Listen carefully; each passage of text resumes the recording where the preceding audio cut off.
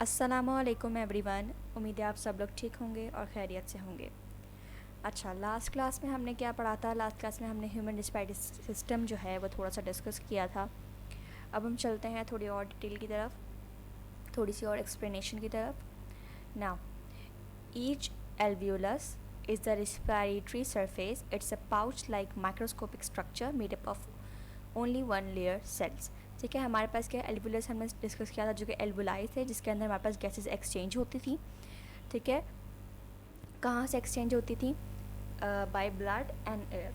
Blood और air में से आपस में गैसेस एक्सचेंज होती थी। कहाँ पे होता था ये काम? ये हमारे पास होता था एल्वुलाई के अंदर। तो वो हमारे पास क्या कहलाई? रेस्पिरेटरी मीडियम कहलाएगा, ये रेस्पिरेटरी सरफेस कहलाएगा। अब वो एक पाउच लाइक का स्ट्रक्चर है। ठीक है, पाउच लाइक का माइक्रोस्कोपिक स्ट्रक्चर है। माइक्रोस्कोप मतलब बहुत छोटा स्ट्रक्चर है। और किससे बना हुआ है? सिर्फ और सिर्फ एक लेयर ऑफ सेल से बना हुआ है। देखो, जितनी ज़्यादा उसकी लेयर कम होंगी ना, उतनी ज़्यादा ईजिली जो होगा वो गैस जो होगी आपके पास वो डिफ्यूज़ हो सकेगी या वो एक्सचेंज हो सकेगी गैसेस का। ठीक है, तो वो जितनी ज़्यादा लेयर ज़्यादा होंगी उतना मुश्किल होगा, जितना कम होंगी उतना ईजी होगा। तो इसलिए ये कौन सा है हमारे पास? क्योंकि ये एल्वुलस जो है वो सबसे मेन पॉइंट है ना, वहीं पे हमारे पास एक्सचेंज होती है गैसेस का। इस वजह से हमारे पास ये वन लेयर का होता है। ठीक है, ये वन लेयर का होता है। It is enclosed bye a dense capillary network. ये हमारे पास क्या होता है? इनक्लोज होता है डेंस कैपिलरी नेटवर्क, यानी कि इसके अंदर बहुत सारे कैपिलरी नेटवर्क्स होते हैं। अच्छा, एक होता है वेन्स और एक होती है आर्टरीज। अब आर्टरीज और वेन्स के अंदर भी कुछ चीज़ें होती हैं जिन्हें हम कहते हैं कैपिलरी नेटवर्क्स, यानी कैपिलरीज जिन्हें हम कहते हैं। तो अगर किसी को समझ में ना आए कैपिलरीज क्या होती है, तो कैपिलरीज ये होता है। In each alveolus exchange of gases take place between air and blood. जैसे कि मैंने आपको कहा कि एल्वुलस के अंदर हमारे पास एयर और ब्लड होते हैं जो कि आपके पास गैसेस को एक्सचेंज करवाते हैं, यानी कि उनके दरमियान गैसेस एक्सचेंज होती हैं। The air passage ways consist of nostrils, trachea, bronchi and bronchioles. ये मैं आपको डायग्राम से दिखाती हूँ। एयर पैसेज वेज क्या होती है हमारे पास? ये नॉस्ट्रल्स, देन आपके पास आ गया हमारे पास ट्रैकिया, देन ये ब्रोंक्यूल्स। ठीक है, एंड ब्रोंकिया एंड ब्रोंक्यूल्स। अच्छा, ब्रोंकिया क्या होता है? हमारे पास ब्रोंकस की जो ब्रोंकस प्लूरल फॉर्म है। ठीक है, और ब्रोंकिया हमारे पास क्या है? सिंगुलर फॉर्म है। तो ब्रोंकिया के पास ये हो गया। और ब्रोंक्यूल्स भी सेम उसी के अंदर जो पाई जाती हैं चीज़ें हमारे पास ब्रोंक्यूल्स होती हैं, यानी कि उसके सब parts. Now, air from outside enters into the nasal sacs through external nostrils. ठीक है, हवा जो होती है वो बाहर से एंटर होती है किसमें? नजल सैक्स के अंदर, और फिर वो एक्सटर्नल नॉस्ट्रल्स के थ्रू, ठीक है, this entire passage through which air passes is lined by mucus secreting ciliated cell। अब ये जो हवा है जो हमारे पास एक्सटर्नल नॉस्ट्रल से पास हुई थी वो अब जाती है म्यूकस सिक्रीटिंग सेल्स के अंदर। म्यूकस क्या होता है हमारे पास? The major function of mucus is to protect the lung. ठीक है, आपके पास क्या करता है? वो लंग को प्रोटेक्ट करता है। The mucus is comprised of water, ions and various kinds of macromolecules. Mucus हमारे पास किससे कंपोज हुआ है? वाटर, पानी से, यानी कि आयंस बहुत सारे। आयंस कौन से होते हैं? जिन पे चार्ज होता है, वो मॉलिक्यूल्स हमारे पास आयंस कहलाते हैं। और बहुत सारे मैक्रोमोलिक्यूल से बना हुआ होता है। ठीक है, इसका फंक्शन क्या होता है हमारे पास? लंग को प्रोटेक्ट करना। तो यहाँ पे हमारे पास क्या होता है? जो हवा होती है वो हमारे पास एक्सटर्नल नॉस्ट्रल से गुजरते हुए देन म्यूकस सिक्रीटिंग सेल्स के पास जाती है। The internal surface has rich blood capillaries which turn the incoming air slightly hot. अब क्योंकि मैंने आपसे कहा था कि हमारे पास आर्टरीज और वेन्स के अंदर हमारे पास कैपिलरीज होती हैं। ठीक है, तो उनके अंदर जब हवा गुजरती है ना, उनके थ्रू जब हवा गुजरती है तो वो थोड़ी सी गर्म हो जाती है, इनके स्लाइटली हॉट हो जाती है। The hair in nasal sacs as well as ciliated epithelial lining and mucus keep the air clean by trapping and removing dust and germs. अब जो हमारे नाक के अंदर जो हमारे नज़ल सेक्स वाले नज़ल के जो नज़ल वाला एरिया है उसके अंदर जो हमारे पास हेयर्स होते हैं वो क्या काम करते हैं? वो हमारे पास जो जर्म्स और डस्ट वगैरह होते हैं ना उसको ट्रैप करने में काम करते हैं, ताकि हमारे पास जो हवा जाए, जो ऑक्सीजन जाए, वो हमारे पास बिल्कुल साफ़ हो। ठीक है, क्लीन हो। अच्छा, ciliated epithelial lining and mucus, ये भी आपके पास प्रेजेंट होता है कहाँ पे? आपके नज़ल सेक्स के अंदर, जो कि क्या काम करता है? आपके पास जो हवा होती है उसको क्लीन करके आगे पहुँचाता है, ठीक है, डस्ट एंड जर्म्स जो होता है उसमें से रिमूव करता है। This ensures clean air to approach the respiratory surface, ठीक है, यानी कि वो रेस्पिरेटरी सरफेस तक, रेस्पिरेटरी मीडियम तक हमारे पास क्लीन एयर जो होती है, साफ हवा, वो पहुँचाता है।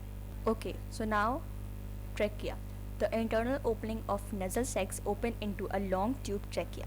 अब आपने अगर डायग्राम में देखा हो तो यहाँ पे हमारे पास एक स्ट्रक्चर जिसे हम कह रहे हैं ट्रैकिया, तो ये हमारे पास क्या है, एक लॉन्ग ट्यूब की शक्ल में होता है, ठीक है। अब जितना इंसान लंबा होगा उसके हिसाब से वो ट्यूब होगी, ठीक है, तो होती वो लॉन्ग ट्यूब है,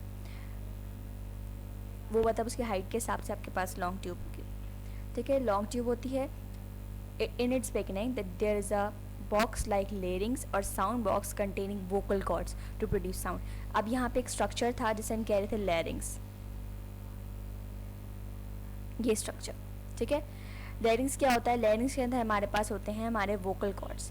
वोकल कॉर्ड्स क्या होता है, जिससे हमारी आवाज़ निकलती है, हमारे आवाज़ का जो शेप आता है, ठीक है, वो लेरिंग्स से आता है, कि हमारी आवाज़ किस तरह से होगी वो लेरिंग्स का है, वो हमारा साउंड बॉक्स है, ठीक है, तो वो आवाज़ प्रोड्यूस करता है। Then the opening of larynx is known as glottis which has a lid like cover epiglottis. अच्छा, अब जो लेरिंग्स की जो ओपनिंग यानी कि लेरिंग्स जहाँ स्टार्ट हो रहा है वहाँ पे हमारे पास एक ग्लॉटिस मौजूद होता है। अब ग्लॉटिस क्या होता है, which has a lid like cover, glottis के ऊपर हमारे पास एक लिड होता है, लिड मतलब ढक्कन होता है, जिसे हम कहते हैं एपीग्लॉटिस। एपीग्लॉटिस, एपी मतलब अबव और ग्लॉटिस मतलब यानी कि ग्लॉटिस के अबव, तो ग्लॉटिस के अबव एक लिड है जिसे हम कह रहे हैं एपीग्लॉटिस। इससे आप याद रख सकते हैं कि एपीग्लॉटिस क्या होता है, ठीक है। और वो कहाँ, अगर आपसे कभी पूछ लिया जाए कि एपीग्लॉटिस क्या होता है तो आप समझ जाएंगे कि एपी मतलब अबव एंड ग्लॉटिस मतलब जो लेरिंग्स के अंदर पाया जाता है, तो इसका मतलब क्या हुआ, ये एपीग्लॉटिस जो है वो ग्लॉटिस के ऊपर है, एक ढक्कन है। During swallowing food or drink, the epiglottis closes the glottis to prevent any food to enter into the trachea. जब हम डायग्राम डिस्कस कर रहे थे तो मैं आपको बताया था कि जब हम कोई खाना वगैरह खाते हैं तो ये जो एरिया होता है ना, ट्रैकिया वाला रीजन, वो बंद हो जाता है। तो वो किससे बंद होता है, वो ग्लॉटिस के ज़रिए बंद होता है, ताकि कोई भी आपके पास जो फूड है वो आपके पास ट्रैकिया में ना जा सके, इसको प्रिवेंट किया जा सके। Trachea has C shaped cartilaginous rings which prevent it from collapsing, ठीक है। अच्छा, ट्रैकिया के पास हमारे पास सी शेप की कार्टिलेजिनस रिंग्स होती हैं। अब कार्टिलेज क्या होता है, कार्टिलेज का मतलब होता है, एक होते हैं हमारे पास बोन्स और एक होती है हमारे पास कार्टिलेज। कार्टिलेज क्या होती है, जिसको हम कहते हैं चबनी हड्डी, ठीक है, उर्दू में कहूँ तो मैं कहूँगी चबनी हड्डी। अगर आपने अपने कान को कभी टच किया हो तो आपके कान के अंदर ऐसी बोन्स हैं जो कि मुड़ भी सकती हैं, ठीक है, आप अपने कान को चाहो तो फोल्ड कर सकते हो। आपके नाक में एक ऐसी हड्डी है शुरू में जिसको आप फोल्ड कर सकते हो, तो वो कहलाती है कार्टिलेज बोन्स, ठीक है, वो कार्टिलेजिनस बोन्स है। तो इस तरह के हमारे पास ट्रैकिया में भी एक बोन पाई जाती है कार्टिलेजिनस रिंग्स की शक्ल में, यानी कि सी शेप में हमारे पास पाई जाती है, ठीक है, वो कहलाती है कार्टिलेजिनस रिंग्स, जो कि क्या करती है, आपके ट्रैकिया को कोलैप्स करने से यानी ख़राब होने से बचाती है। Now bronchi, trachea in the centre of the thorax bifurcates it into smaller ducts और ब्रोंकाई। क्या होता है, ट्रैकिया आपके पास जो सेंटर में होता है, जैसे कि आपने देखा डायग्राम के अंदर, उसके बाद आपके पास स्मॉलर डक्ट्स आती हैं, यानी कि स्मॉलर और पाथवेज आते हैं जिन्हें हम कहते हैं ब्रोंकाई, जो कि आगे जाके समझो कि स्मॉलर चीज़ में डिवाइड हो जाता है, वो होता है bronchi. Each bronchus do have C shape cartilaginous rings, यानी कि उनके अंदर भी क्या होता है, हमारे पास कार्टिलेजिनस रिंग्स होती हैं, कार्टिलेजिनस रिंग्स होती हैं।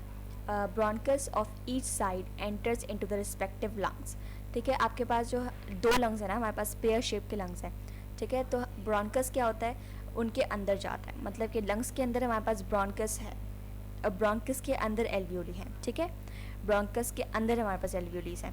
तो सबसे पहले क्या हुआ, ट्रैकिया के बाद हमारे पास ब्रोंकस आया, ट्रैकिया के बाद हमारे पास लंग्स आए 2 पेयर्स, उस लंग्स के अंदर हमारे पास क्या जा रही हैं, ब्रोंकस जा रहा है, ठीक है। ब्रोंकस किसके हेल्प से जा रहा है, हमारे पास ब्रोंकस भी जा रहा है और साथ में हमारे पास कैपिलरीज भी जा रही हैं, ठीक है। कैपिलरीज किस लिए जा रही है, ताकि हमारे पास ब्लड और एयर का वो करवा सकें, क्या बोलते हैं, ब्लड और एयर का डिफ्यूजन करा सकें, आपस में गैस एक्सचेंज करवा सकें, ठीक है। तो आपके पास क्या, ब्रोंकस दोनों लंग्स के अंदर, as soon as it enters into the lung it breaks up into smaller ducts और ब्रोंक्यूल्स। जैसे ही हमारे पास ब्रोंकस जो होता है वो आपके पास लंग्स के अंदर जाता है, वो छोटे छोटे क्या कहते हैं, छोटे छोटे और डक्स के अंदर, यानी छोटे छोटे और पाथवेज के अंदर तब्दील कर देता है, यानी कि अपने आप को तोड़ लेता है, और वो कहलाते हैं ब्रोंक्यूल्स, ठीक है। अब each bronchiole is very thin tube that opens into air sacs और एल्वियोली। अच्छा, अब ईच ब्रोंकी जो है वो क्या है, यानी कि अगर हम ब्रोंक्यूल को स्टडी करें तो वो एक बहुत छोटी सी ट्यूब है जिसके अंदर हमारे पास छोटी सी ट्यूब है जो क्या करती है, जो कि एयर सैक्स के लिए जगह खोलती है, या एल्वियोलाई जिसे हम कहते हैं उसके लिए जगह खोलती है। ये दोनों एक ही चीज़ है, इनके दो नाम है, एल्वियोलाई या एयर सैक्स। क्योंकि असली जो आपके पास जो हो रही है गैस एक्सचेंज, वो एल्वियोलाई के अंदर हो रही है ना, लंग्स के अंदर नहीं हो रही, एल्वियोलाई के अंदर हो रही है। तो हमने क्या पढ़ा इसके अंदर, सबसे पहले ट्रैकिया के बाद ब्रोंकाई, ट्रैकिया के बाद हमारे पास आ रहे हैं लेरिंग्स के बाद ब्रोंकाई के अंदर क्या है, ब्रोंक्यूल्स, एंड ब्रोंक्यूल्स के अंदर हमारे पास क्या है, एल्वियोलाई हैं, जिसके अंदर हमारे पास गैसेस एक्सचेंज होती हैं।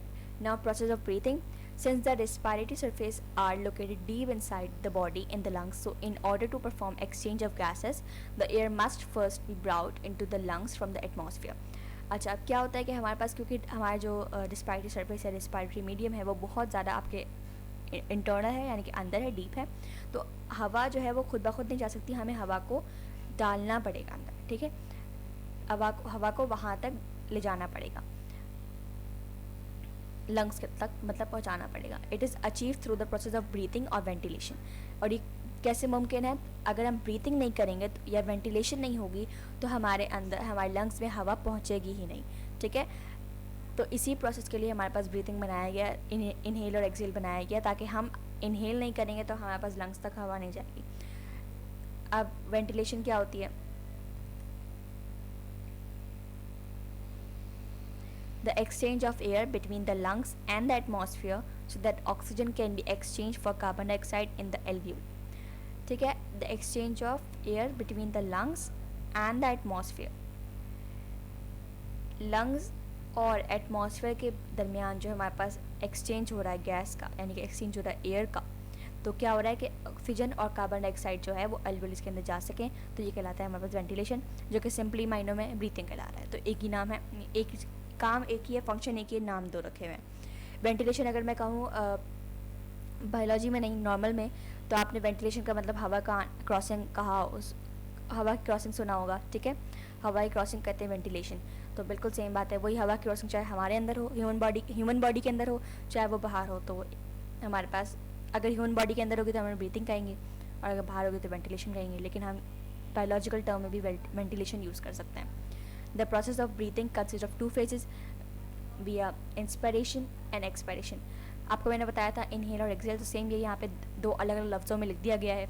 इंस्पायरेशन मतलब इनहेलिंग एंड एक्सपायरेशन मतलब एक्सहेलिंग। तो ये दोनों चीज़ें सेम ही हैं, बस इन्हें टू फेजेस का नाम दे दिया है, कि दो मरहले हमें बताती हैं कि ब्रीथिंग के, कि ये दो मरहले होते हैं, एक होता है इंस्पायरेशन और एक होता है एक्सपायरेशन, यानी कि इनहेलिंग और एक्सहेलिंग। अच्छा, अभी नोट पढ़ लेते हैं।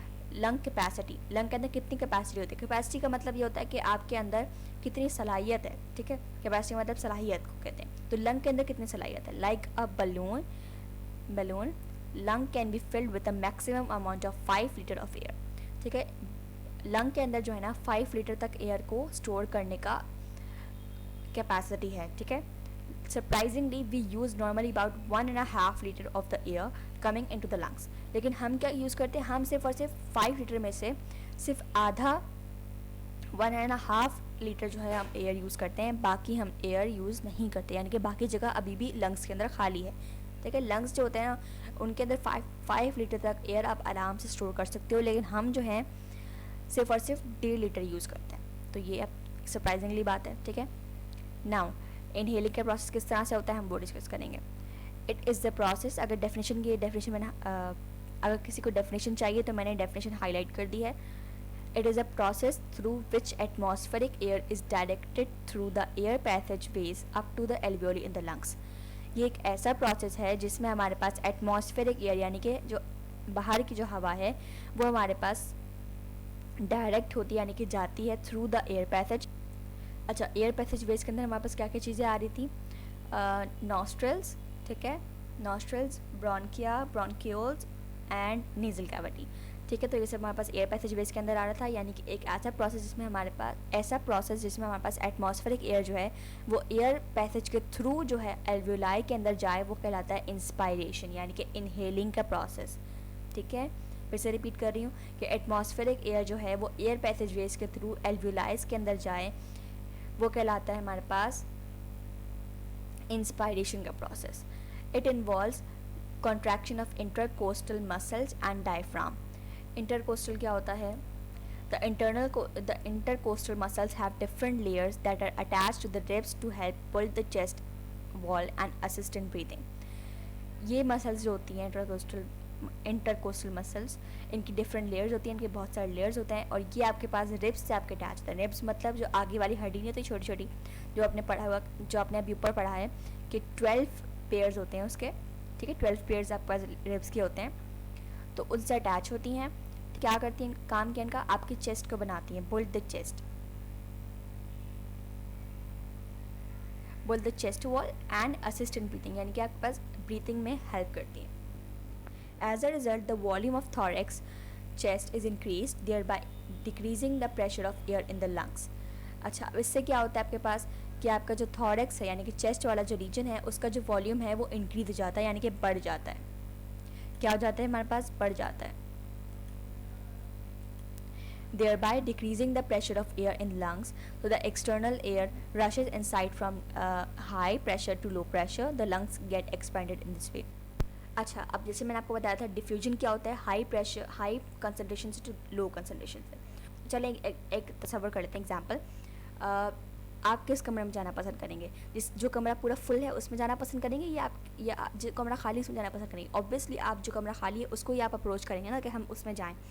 तो बिल्कुल वैसा ही एयर का भी यही है कि एयर क्या करती है, हमारे पास हाई प्रेशर से लो प्रेशर की तरफ जाती है.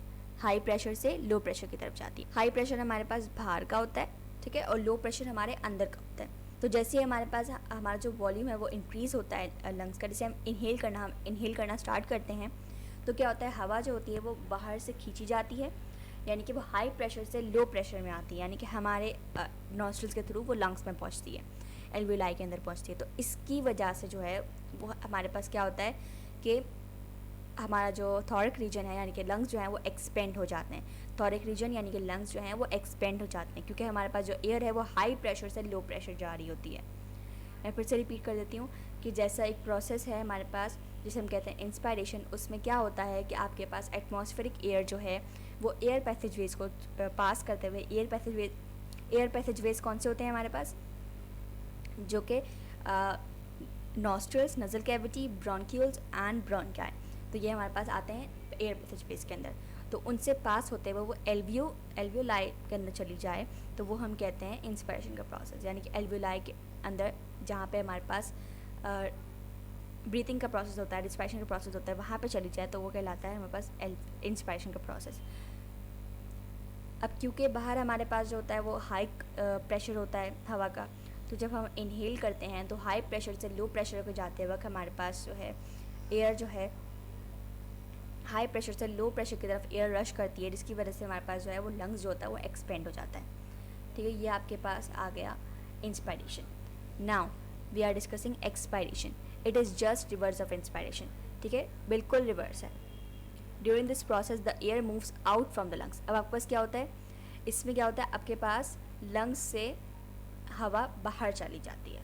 ठीक है, और जब बाहर चली जाएगी तो क्या होगा आपके पास कि आपका चेस्ट थॉरिक रीजन जो है वो आपका डिक्रीज हो जाएगा. इसमें इंक्रीज़ हो रहा था, इसमें डिक्रीज हो जाएगा, इसमें इंक्रीज़ हो रहा था, इसमें डिक्रीज हो जाएगा.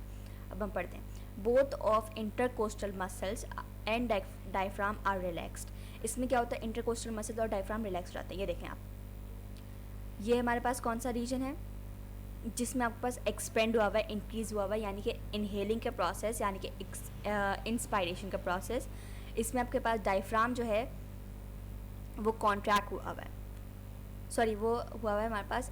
चेस्ट जो है वो एक्सपेंड हुई हुई है, रिब्स हमारे एक्सपेंड हुए हुए हैं. ठीक है, सर्कुलर मोशन में आए हुए हैं, सर्कल में, और यहाँ पे सर्कल नहीं है, ये सर्कुलर है. ठीक है, तो रिब्स जो है वो सर्कुलर में आए हुए हैं आपके पास.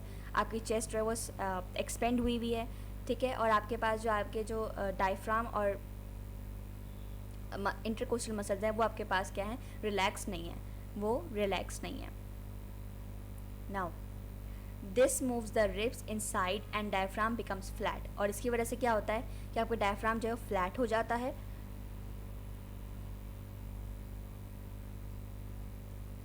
अच्छा, जब इनहेलिंग होगी ना तब डायफ्राम फ्लैट नहीं होगा, लेकिन जब एक्सहेलिंग होगी ना तब डायफ्राम जो होगा फ्लैट होगा. यानी कि एक्सपायरेशन के टाइम पे हमारे पास जो होगा डायफ्राम जो हमारा फ्लैट होगा और इंस्पायरेशन के टाइम हमारा डायफ्राम जो है फ्लैट नहीं होगा. ठीक है, both the cavities depress the chest inside, दोनों जो भी कैविटीज़ है हमारे पास वो चेस्ट को डिप्रेस करेंगी, यानी कि अंदर की तरफ खींचेंगी। पहले वो हो रहा था एक्सप्रेस हो रहा था यानी कि इंक्रीज़ हो रहा था, अब हो रहा है डिप्रेस यानी कि अंदर जा रहा है। The volume of thoracic cavity chest is decrease causing an increase upon the pressure on the lungs. ठीक है, अब जब हवा एक साथ जब बाहर जाती है तो हमारे लंग्स पे जो वो प्रेशर क्रिएट होता है, जिसकी वजह से जो हमारे लंग्स है वो बहुत ज़्यादा डिक्रीज हो जाता है, यानी कि अंदर चला जाता है, यानी कि डिप्रेस हो जाता है। तो ये दो बातें आपको अलग अलग मतलब तरीक़ों से लिख के दी हुई हैं, लेकिन उनका मतलब यही है, डिप्रेस का मतलब भी अंदर जाना, डिक्रीज का मतलब भी अंदर जाना। ठीक है, this force the air present in lungs to outside through the body. और इस तरह से आपके पास क्या होता है, एक्सहेलिंग का प्रोसेस होता है, यानी कि एक्सपायरेशन का प्रोसेस होता है, और आपके पास इस तरह से जो है वो बाहर चली जाती है हवा। ठीक है, एयर जो है वो इस तरह से आपके पास एक्सहेल आउट हो जाती है। नाउ नेक्स्ट जो हमारे पास है गैसियस एक्सचेंज इन एल्वियोलाई। अब हमने पढ़ना है कि जो अंदर जहाँ पे असल गैसेस एक्सचेंज हो रही है एल्वियोलाई के अंदर, उसमें एक्चुअली क्या हो रहा है। ठीक है, the gaseous exchange take place at the level of alveoli, ये हमने पढ़ा। Oxygen brought in by air is taken up by the haemoglobin of RBCs of blood and vice versa. क्या होता है, ऑक्सीजन जो होती है हमारे पास वो हवा से लाई जाती है, और फिर वो ऑक्सीजन जो है वो हीमोग्लोबिन के पास चली जाती है। हीमोग्लोबिन क्या है हमारे पास, आरबीसीज क्या है, रेड ब्लड सेल्स। आरबीसीज के अंदर हमारे पास हीमोग्लोबिन होता है, हीमोग्लोबिन के अंदर वो ऑक्सीजन भर दी जाती है और वो हमारे पास चली जाती है। The carbon dioxide brought by the blood is given out to the air present in alveoli. अच्छा, ऑक्सीजन जो है वो हमारे पास हवा लेके आती है, और कार्बन डाइऑक्साइड जो होता है हमारे पास जो कैपिलरीज जो मैंने आपको बताया था कि वो जो अंदर थी लंग्स के अंदर, वो लेके आती हैं ब्लड। और कैपिलरीज के अंदर क्या होता है, ब्लड और एयर के बीच में हमारे पास वो होता है ना, ब्लड और एयर के बीच में हमारे पास गैसेस एक्सचेंज होती हैं। ठीक है, तो ब्लड के थ्रू हमारे पास कार्बन डाइऑक्साइड आता है और एयर के थ्रू हमारे पास ऑक्सीजन आता है। अच्छा, अब ऑक्सीजन जो है वो हीमोग्लोबिन के अंदर शामिल हो जाता है। ठीक है, हीमोग्लोबिन क्या है, आरबीसीज का पार्ट है। This gas exchange involves diffusion which becomes possible at this level because both alveolus and blood capillaries are only one sailed.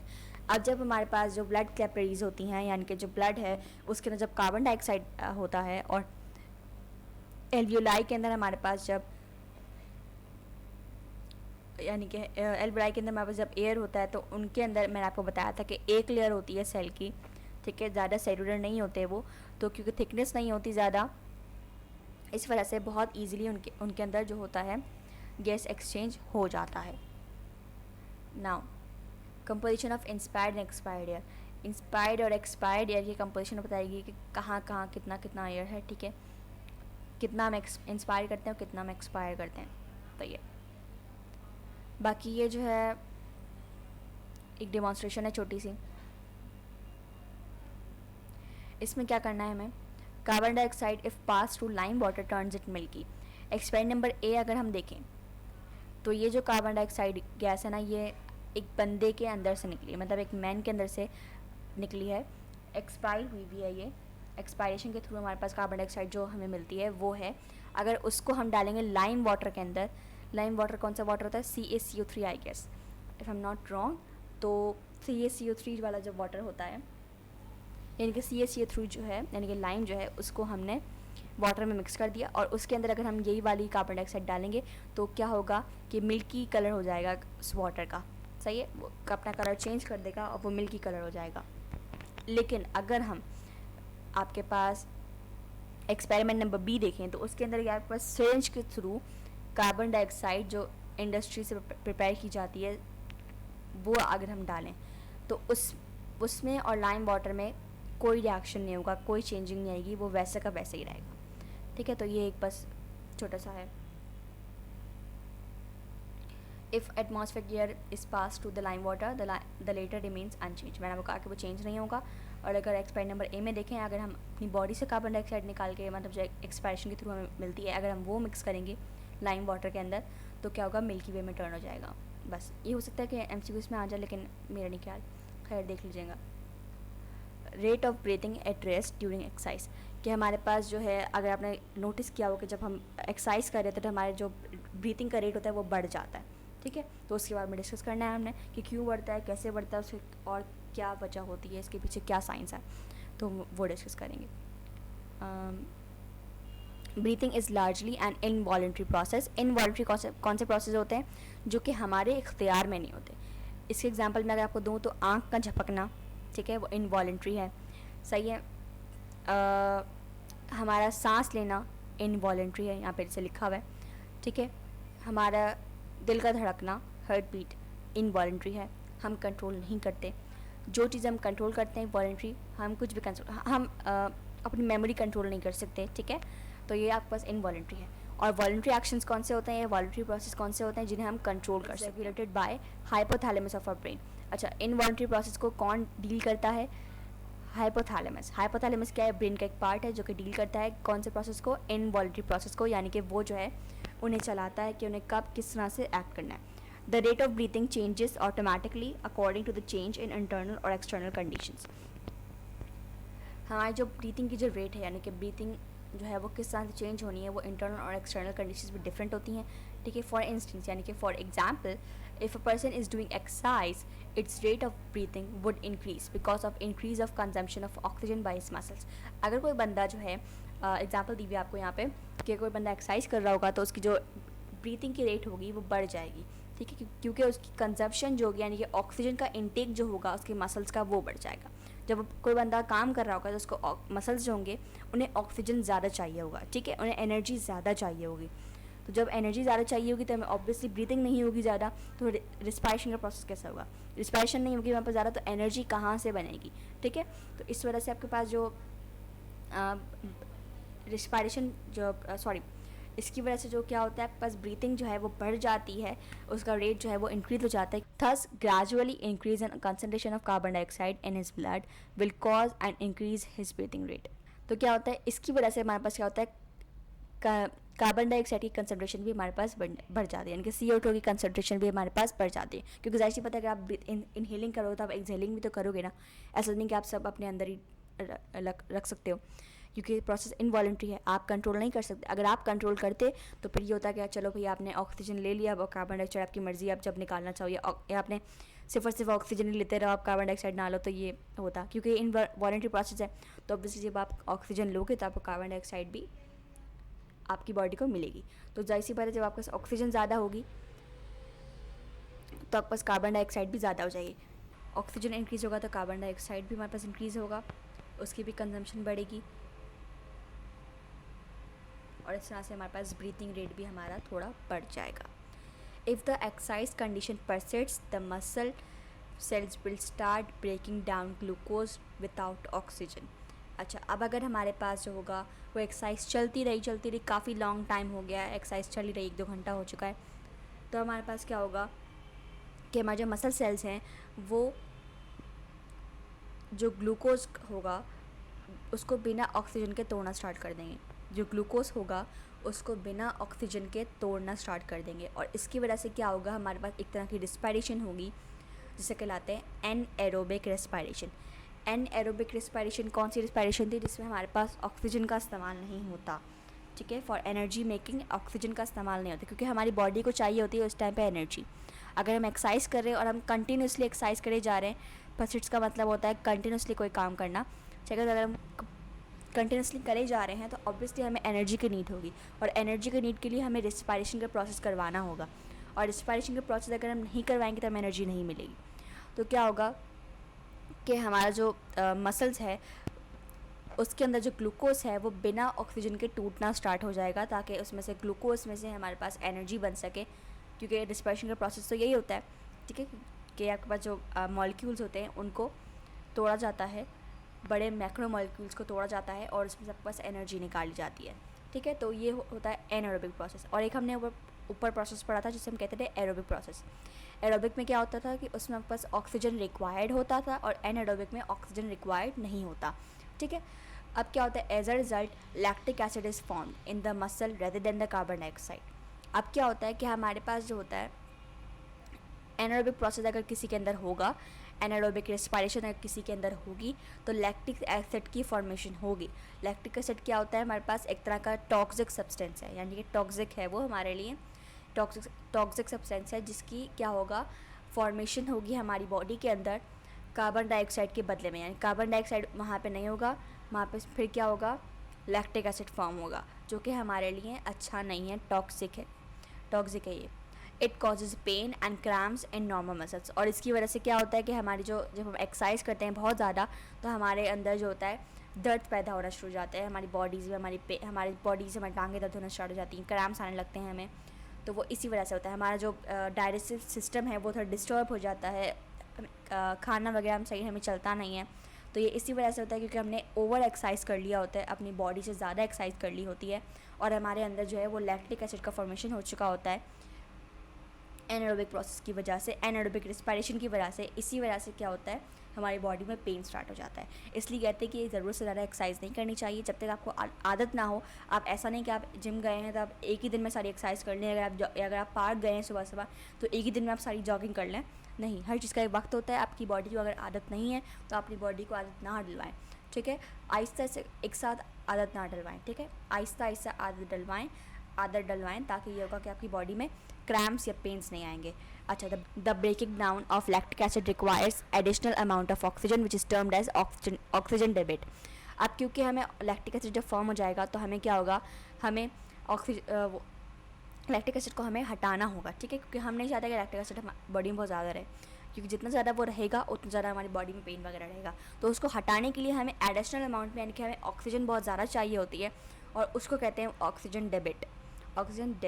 क्या कहते हैं, ऑक्सीजन डेबिट।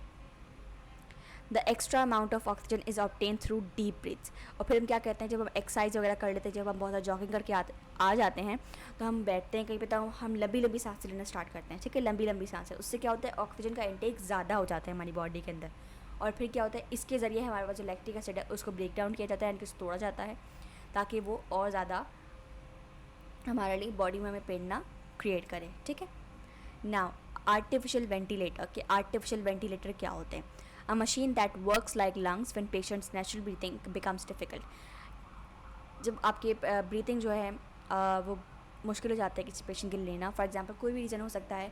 अगर मैं आपको रीज़न दूँ तो ये होगा कि अगर कोई बच्चा है या कोई आदमी है, कोई पानी में गिर गया है, ठीक है, उसके सांस लंग्स में उसके पानी भर गया है, उसके लिए सांस लेना मुश्किल हो रहा है, तो हम क्या करते हैं, उसको वेंटिलेटर पर डाल देते हैं। वो कहते हैं ना कि मसनूई सांस, जैसे हम कहते हैं, वेंटिलेटर जो होता है वो मसनूई सांस देता है, यानी कि आर्टिफिशियल ब्रीथिंग होता है वो, तो वो आपको देता है, कौन देता है, वेंटिलेटर। और इससे क्या होता है, बहुत सारे जो होते हैं हमारे पास लोग जो होते हैं वो बच जाते हैं, पेशेंट्स जो होते हैं वो बच जाते हैं। अच्छा, through this machine the oxygen rich air is directly supplied to the trachea through a tube inserted the mouth up to the windpipe. अच्छा, अब इसमें क्या होता है कि आपके पास जो एक ट्यूब होती है वो आपकी ट्रैकिया के अंदर डाली जाती है, इंसर्ट की जाती है, ठीक है, the mouth up to the windpipe, ताकि आपके मुंह के ज़रिए डाली जाती है इसमें ट्रैकिया के अंदर, और वो क्या होता है, वो विंड पाइप होता है, ताकि आपके पास जो है वो हवा, यानी कि जो ब्रीथिंग ऑक्सीजन है वो डायरेक्ट पहुंचाई जा सके। वही बताया हुआ है कि इस तरह से हमारे पास जो है वो कहाँ अटैच होती हैं, और क्या कहते हैं, कहाँ से एक्सलेशन और इनहेलेशन होती है। ना लास्ट टॉपिक है हमारा रेस्पायरेटरी डिसऑर्डर्स। क्या क्या बीमारियाँ होती हैं, रेस्पायरेटरी डिसऑर्डर्स हमारे पास कौन कौन से हैं, जो रेस्पायरेशन से रिलेटेड ऐसी कौन कौन सी बीमारियां हैं वो। सबसे पहले bronchitis. The inflammation of the air passage ways is termed as bronchitis. अगर आपकी जो सांस लेने वाली जगह है, ब्रोंकाइटिस वाली जगह है, जो हमारे पास क्या कहते हैं, ट्रैकिया के बिल्कुल नीचे आती है, अगर उसके अंदर पास कोई इन्फ्लेमेशन हो गई है, कोई जख्म वगैरह हो गया है, तो आपको सांस लेने में मसला हो रहा हो, तो वो कहलाता है आपके पास ब्रोंकाइटिस वाला बीमारी, यानी कि ब्रोंकाइटिस बीमारी कहलाती है। और ये क्यों होती है, आपको इसके कॉजेज़ क्या हैं इसके? स्मोकिंग, जो लोग स्मोक करते हैं उनको होती है, या फिर कोई बैक्टीरिया भी हो सकता है, ठीक है। तो ये दो रीजंस हो सकते हैं ब्रोंकाइटिस होने के। It is characterised by cough, increase mucus secretion, shortness of breath and low fever. और ये कैसे पता लगता है कि हमारे पास ये हो गया है? खांसी होती है, कफिंग होती है, इंक्रीज म्यूकस सिक्रीशन, उनके लंग्स में म्यूकस सिक्रीशन बढ़ जाता है, ठीक है। शॉर्टनेस ऑफ ब्रेथ, उनको सांस जो है वो थोड़ी कम आने लगती है, ठीक है, ठहर ठहर के उनको सांस आने लगती है, और उनको थोड़ा हल्का हल्का बुखार भी रहता है, यानी कि वो हल्के हल्के गर्म रहते हैं। Now emphysema, if I'm pronouncing it correct, so emphysema. It is related to the progressive destruction to the alveoli due to long term exposure usually to industrial pollutants. अब जो वर्कर्स हैं हमारे पास, जो इंडस्ट्रीज़ वगैरह में काम करते हैं, ठीक है, वो क्योंकि बहुत टाइम से वहाँ काम कर रहे होते हैं, तो इंडस्ट्रियल के जो हार्मफुल पॉल्यूटेंट्स होते हैं, केमिकल्स होते हैं वो इनहेल कर रहे होते हैं अपने अंदर, ठीक है, ऑक्सीजन के साथ साथ वो भी वो इनहेल कर लेते हैं। तो उसकी वजह से क्या होता है, उनके अंदर बहुत सारी डिस्ट्रक्शन हो जाती है उनके एल्वेलाई के अंदर। तो इस वजह से क्या होता है, ये एम्फोसीमा वाली हमारे पास बीमारी देखने को मिलती है। It is characterised by laborious breathing. इसको किस तरह से पहचाना जाता है कि आपके पास जो मजदूर होते हैं उनको थोड़ी सी मतलब के ब्रीथिंग में थोड़ा इश्यूज़ होते हैं। It causes cough with phlegm production. अच्छा, अब इनको क्या होता है आपके पास कि कफिंग होती है विथ फिल्गम प्रोडक्शन। फिल्गम क्या होता है हमारे पास, अगर मैं उर्दू में कहूँ तो फिल्गम हम कहते हैं उर्दू में बलगम। आपके जो यहाँ पे गले में हल्का हल्का कभी कुछ म्यूकस आता है ना, उसे हम कहते हैं, उर्दू में अगर मैं कहूँ तो हमें सिखाएंगे बलगम, ठीक है। तो यानी खांसी और बलगम जब एक साथ होता है तो हम उसे कहते हैं एम्फीसीमा। नाउ निमोनिया, ये पी साइलेंट है, निमोनिया कहते हैं। It is an infectious disease usually caused by special bacteria, virus और फंजाई। फंगाई नहीं होता, फंजाई, ठीक है। तो ये इन्फेक्शियस डिजीज़ है। इन्फेक्शियस डिजीज़ मतलब जो आपके पास इन्फेक्शन हो, किसी न किसी वायरस या फंजाई की तरफ से कोई इन्फेक्शन किया जाए तो वो कहलाता है इन्फेक्शियस डिजीज़, ठीक है। ये किससे होता है आपके पास, बैक्टीरिया, वायरसेस या फंजाई की तरफ से होते हैं। In pneumonia the alveoli are infected so they may be filled with fluid और पस, ठीक है। एल्वुलाई को पे अफेक्ट करते हैं ये फंजाई और वायरसेस या बैक्टीरियाज, ठीक है। और क्या करते हैं, फिल्ड विथ फ्लूइड और पस, और उनको क्या कर देते हैं, एक फ्लूइड से भर देते हैं, जिसकी वजह से आपके अंदर क्या होता है, ब्रीथिंग डिफिकल्ट हो जाती है। The patient suffers from fever, बुखार होने लगता है पेशेंट को, कफिंग होती है, चिल एंड चेस्ट पेन, ठीक है, बस चेस्ट पेन होता है उनको। नाउ अस्थमा, ये बहुत कॉमन सी बीमारी है, लोगों ने सुनी भी होगी बहुत दफ़ा, बहुत नॉर्मल सी है। It is an inflammatory condition. Inflammatory condition क्या होती है हमारे पास, जो कि आपकी बॉडी की सारी एनर्जी आपको ले लेती है, एनर्जी आपसे ले लेती है, ड्रेन कर लेती है और आपको बिल्कुल बेसहारा मददगार छोड़ देती है, तो वो कहलाती है इन्फ्लेमेटरी कंडीशन। तो it is an inflammatory condition of Airways of the lungs, यानी कि आपकी एयरवेज में होती है। एयरवेज आपको पता है क्या होता है, बार बार डिस्कस नहीं करूँगी। It is characterised by shortness of breath, यानी कि आपको सांस लेने में मसला होता है, चेस्ट पेन होता है, फीवर होता है, wheezing sound during expiration coughing. जब आप एक्सपायर कर रहे हो, एक्सपायरेशन हो रही होती है, यानी कि एक्सलेशन हो रही होती है आपकी, यानी तो क्या होता है, आपको एक अजीब आवाज़ आती है, ठीक है, कफिंग होती है आपको। Asthma is actually an allergic response to pollens, dust, smoke, fur, feathers and number of other substance. Asthma बिल्कुल जैसे थोड़ा बहुत समझ लें आपके जो एम्फोसीमा है उसकी तरह का थोड़ा बहुत है कि वो भी डस्ट वगैरह से होता है। अच्छा, एम्फोसीमा क्या होता है, वो केमिकल्स की वजह से होता है, सही है, जो इंडस्ट्रीज़ में पाए जाते हैं। और अस्थमा जो है वो डस्ट वगैरह की वजह से होता है। तो उसके लिए बस नॉर्मल सा वो है कि आप मास्क लगा के रखें, तो उससे अस्थमा से भी बचेंगे और कोविड से भी बचेंगे, सही है। तो it may obstruct the airways making it difficult to breathe for its patient. वही आपके पास कि आपको सांस लेने में मसला होता है पेशेंट को। Now lung cancer. Lung cancer is usually associated with smoking, ठीक है। लंग कैंसर जो है उसकी ज़्यादातर जो यूजुअली जो मेन वजह होती है वो स्मोकिंग होती है। बहुत से लोगों को स्मोकिंग की वजह से ही होता है। ड्यू टू स्मोक और air pollution abnormal cells appear in the lungs which may spread to other tissues. Smoking की वजह से क्या होता है, हमारे बॉडी के अंदर कुछ एबनॉर्मल सेल्स आते हैं। अच्छा, कैंसर मेनली होता क्या है, कैंसर का आता कैसे, कैंसर हमारे अंदर, कैंसर जो है हमारे पास वो आता है by the production of abnormal cells, ठीक है। हमारे अंदर जो सेल्स जो कि नॉर्मल नहीं है, जो कि हमारी बॉडी को नीड नहीं है, वैसे हमारे पास स्टार्ट हो जाते हैं सेल्स बनना, और वो क्या करते हैं, हमारे नॉर्मल सेल्स को डिस्ट्रॉय करना स्टार्ट कर देते हैं, ठीक है। हमारे नॉर्मल सेल्स को वो डिस्ट्रॉय करना स्टार्ट कर देते हैं। तो इस तरह के जो हमारे पास सेल्स होते हैं वो कहलाते हैं एबनॉर्मल सेल्स, यानी कि कैंसर सेल्स। अगर उस तरह के सेल्स हमारे पास लंग्स में आना शुरू हो जाएंगे तो वो लंग कैंसर बना देंगे ऑब्वियसली, ठीक है। तो क्या होगा, वो जब वो उस तरह के सेल्स बनाएंगे तो सेल्स जब बहुत सारा हो जाएंगे तो सेल्स मिला के वो टिश्यूज़ बन जाएगा, ठीक है। और जो टिश्यूज़ जो होगा वो बहुत सारा फैल जाएगा पूरे एक ऑर्गन के ऊपर, तो जिस ऑर्गन पे भी होगा वो वाला कैंसर हमारे को हो जाएगा। तो अगर वो लंग्स में फैल जाएगा तो वो लंग कैंसर हमारे पास हो जाएगा, simple. The major signs and symptoms are cough with blood, यानी कि आपको खांसी के साथ खून आता है, शॉर्टेज ऑफ ब्रेथ होती है, ठीक है, यानी कि सांस लेने में मसला होता है। रिपीटेड लंग इन्फेक्शंस, आपको लंग इन्फेक्शन बहुत सारे होने लग जाते हैं, यानी कि ये वाले छोटे छोटे इन्फेक्शंस हैं, समझ लीजिए उनका भी बाप है, तो ये आपको होने लग जाता है। वेट लॉस होता है आपका बहुत तरीके से। Bone Aichi, I think if I am not pronouncing it wrong, तो बोन एची होना स्टार्ट हो जाता है आपको। Hoarseness, weakness and फैटिक। फैटिक का मतलब क्या होता है, थकावट से महसूस होना, ठीक है। फैटिक का मतलब क्या होता है, थकावट से महसूस होना, एक्सट्रीम टायर्ड जिसे हम कहते हैं। वीकनेस आपको बताइए। तो हमारा हो गया चैप्टर कंप्लीट। अब समरी अगर हम थोड़ी सी डिस्कस कर लें तो respiration and photosynthesis requires exchange of gases, ये आपको पता है, ठीक है। Respiration take place in all living organism, ये भी आपको पता है। Photosynthesis occur in green parts of the plant, क्यों होता है? क्योंकि उसमें क्लोरोफिल होते हैं। During respiration, oxygen is used and carbon dioxide is given out, while in photosynthesis, carbon dioxide is used and oxygen is given out. आपको पता है इस बारे में। In terrestrial plants, most of the exchange of gases occur through minute opening stomata, ये आपको पता है। कहाँ पे होता है स्टोमेटा? एपिडर्मिस पर, ठीक है। The animal use either their body surface or some internal surface for the exchange of gases. अगर छोटे एनिमल्स होंगे तो ऑब्वियसली उनकी बॉडी में कोई ना कोई स्ट्रक्चर होगा जिसमें से वहाँ पे एक्सचेंज ऑफ गैसेस हो जाएंगी। लेकिन अगर कोई बड़ी बॉडी होगी, फॉर एग्जांपल ह्यूमंस होंगे, तो उनके आपके पास इंटरनल सरफेस होगा एक्सचेंज ऑफ गैसेस के लिए।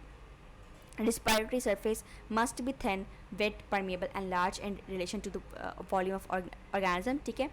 रिस्पायरेटरी मीडियम जो है वो आपको ऑब्वियसली वो बड़ा होना चाहिए, ठीक है, लंबा होना चाहिए, पतला होना चाहिए। पतला अगर होगा, इनकी कम सेल्स होंगे, सेल का सेलुलर होगा, तो कम सेलुलर होगा तो क्या होगा आपके पास कि वो होगा एक्सचेंज ऑफ गैसेस में मददगार, यानी कि वो आपके पास एक्सचेंज ऑफ गैसेस ईजिली कर पाएगा। परमिएबल होना चाहिए, यानी कि ऑल तरह के सब्सटेंस को वो पास कर सके, हर तरह के सब्सटेंस को, ठीक है। हमारे ह्यूमंस में कितना होता है? 20 टाइम्स बढ़ के हमारे पास जो होता है वो वॉल्यूम होता है, ताकि हमारे पास रिस्पायरेशन आसानी से हो सके। The respiratory surface of man is alveoli present in lungs, ये आपने पढ़ा है। Both lungs have billions of alveoli, ये आपको सबको पता है। Air passage ways let the atmospheric air to alveoli, ठीक है। Air pollution causes number of respiratory problems, ठीक है। Clean air is essential for better respiratory health. So our chapter is completed, ठीक है। MCQs जो है वो मैं अलग से डिस्कस करूँगी। आई होप कि आपको चैप्टर समझ में आया होगा और कोई इसमें कन्फ्यूजन नहीं होगी, लेकिन अगर है तो आप मुझे कमेंट कर सकते हैं, ठीक है। थैंक यू एंड अल्लाह हाफिज़।